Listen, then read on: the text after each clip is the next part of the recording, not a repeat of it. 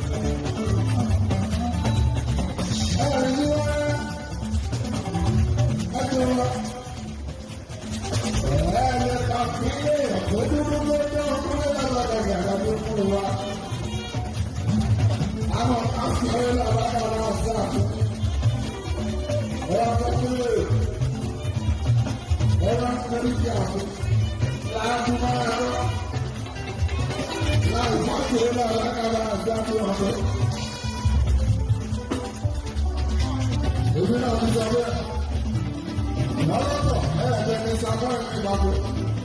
Gbogbo lọ́wọ́ àṣẹ tó ní òye kọ́ iṣẹ́ kí ló ti máa fi ká tó débi. Ẹgbẹ́ ti sábà ń fi ọ̀rọ̀ ọ̀gá ńlá yàtọ̀ tó tó sọ lọ́wọ́ iṣẹ́. Ó dàgbé ìyọ́mọ̀ náà. Ìyáwó ìfẹ́ ọlọ́dọ̀.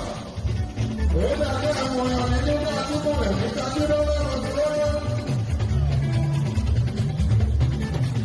Gbogbo ọlọ́dún ìfẹ́ ọlọ́dọ̀. Inú àdúgbò. Òkú àwọ̀. Mo mọ̀ ìgbà àgbàdo ní ọdún lọ́wọ́ ìyàwó rẹ̀.